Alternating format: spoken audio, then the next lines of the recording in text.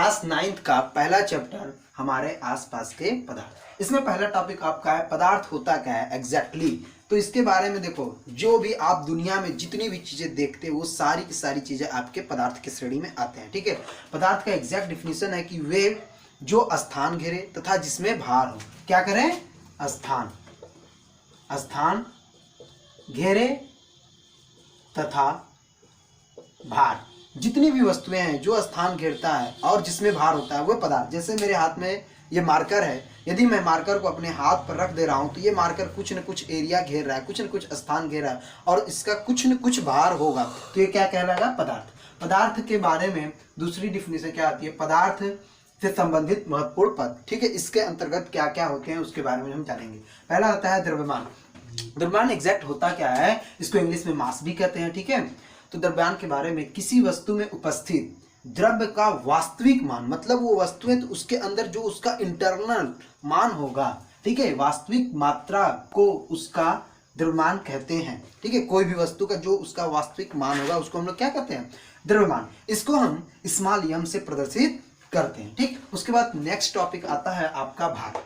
क्या आता है? भार, जिसको वेट कहते हैं। ठीक है, तो पृथ्वी अपने केंद्र की ओर वस्तुओं को जिस बल से खींचती, जैसे हमारे मार्कर का ये ढक्कन है तो इसको अगर मैं गिरा रहा हूं, ऐसे गिराया तो ये वस्तु जितने बल से पृथ्वी अपनी तरफ खींच रहा है वही उस वस्तु का क्या हो जाएगा? भार कहलाएगा। ठीक है, जितने बल से वो अपनी तरफ खींचता है तो उसको हम क्या कहते हैं? वेट या भार। ठीक है, इसको हम लोग W से प्रदर्शित करते हैं जैसा मैंने यहाँ पर दिखाया। ठीक है, ये W। ठीक, उसके बाद आते हैं द्रव्यमान और भार में रिलेशन क्या है। ठीक है, relation between weight and mass. ठीक है, relation between weight and mass. इसमें तो द्रव्यमान और भार में जो रिलेशन है W बराबर mg होता है। W बराबर mg होता है। जो W आपका क्या है? भार है।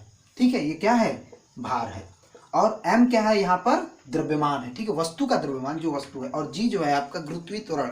गुरुत्वीय त्वरण मतलब जिस बल से वो पृथ्वी अपनी तरफ किसी वस्तु को क्या कर रहा है? आकर्षित कर रहा है। ठीक है, तो W बराबर m इंटू जी। आप पढ़ते हो W बराबर m इंटू जी। इसको हम लोग क्या करते हैं? वेट। ठीक है, और यही आपका क्या है? रिलेशन है द्रव्यमान और वेट में। ठीक है, द्रव्यमान और भार में रिलेशन है। देखो W है, ये m है, तो इन दोनों में रिलेशन है। ठीक, उसके बाद आते हैं आयतन। आयतन होता क्या है? किसी वस्तु द्वारा घेरा गया स्थान।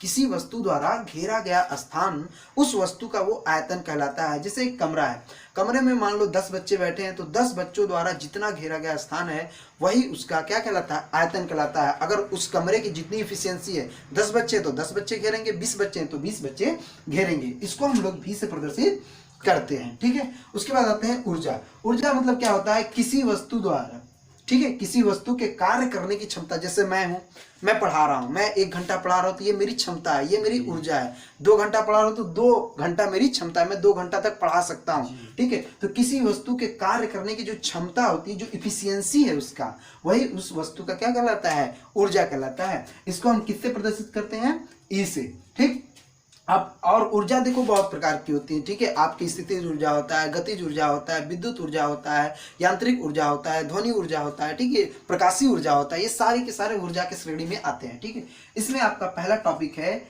जो इसमें E बराबर mc स्क्वायर। एक ऊर्जा का फॉर्मूला है E बराबर mc स्क्वायर। E जो है आपका एनर्जी है जिसको ऊर्जा कहते हो, और m जो है, m किसी वस्तु का जो मास होगा। ठीक है, द्रव्यमान।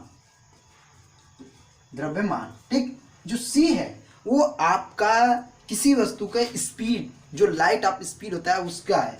जो C बराबर होता है स्पीड ऑफ लाइट होता है, प्रकाश की चाल जिसको कहते हैं।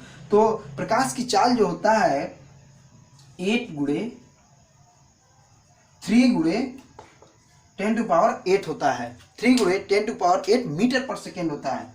मीटर पर सेकेंड होता है। मतलब क्या है इसका? कि 1 सेकेंड में, विद इन 1 सेकेंड लाइट जो ट्रेवल करेगा, स्पीड, अपनी दूरी 1 सेकेंड में 3 इंटू 10 के पावर 8 मीटर चल देगा। ठीक, उसके बाद आते हैं पदार्थ का भौतिक रूप, फिजिकल नेचर ऑफ मैटर। पदार्थ का जो भौतिक रूप है, मतलब वो भौतिक रूप में कैसा होगा। ठीक है, तो देखो भौतिक रूप जो होता है ये टेम्परेरी चेंज होता है, ठीक है, ये कुछ समय के लिए होता है। जैसे कोई आप कॉपी ले लो, कॉपी को बेंड करो, कुछ भी कर दो तो कुछ समय के लिए चेंज होगा, फिर उसके बाद जैसे आप फोर्स रिलीव करोगे, हटाओगे तो अपने ओरिजिनल पोजीशन पर आ जाता है, ठीक है। ये भौतिक रूप, जैसे रबड़ है, रबड़ को स्ट्रेच किया हमने, ठीक, उसके लेंथ में इंक्रीज हो गया, लेंथ बढ़ा, फिर उसको जैसे ही रिमूव कर दिया तो अपने ओरिजिनल पोजीशन पर आ गया। ये पदार्थ का भौतिक रूप कहलाया, ठीक है। और पदार्थ के भौतिक रूप में न तो कलर चेंज होता है, ठीक है, न तो उसका साइज कुछ समय के लिए इंक्रीज होगा, फिर उसके बाद अपने पोजीशन पर आ जाता है। उसके बाद आते हैं रासायनिक गुण।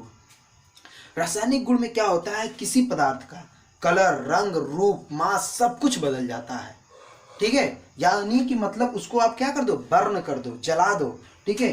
अगर ये है सॉलिड है, ठीक है, अगर इसको हम दबाएं तो कुछ समय के लिए बदला, ठीक है, तो ये भौतिक रूप में आया।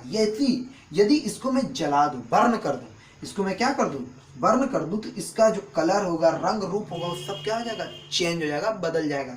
ये आपका क्या आ जाएगा, वो रासायनिक परिवर्तन में कहलाता है, ठीक है। ये जितने भी आते हैं रासायनिक परिवर्तन में कहलाते हैं। इसके आधार पर जो भी पदार्थ होते हैं उनके स्ट्रक्चर के आधार पर, बिहेवियर के आधार पर डिफाइन करते हैं, जो हम लोग अगले क्लास में पढ़ने वाले हैं। Thank you.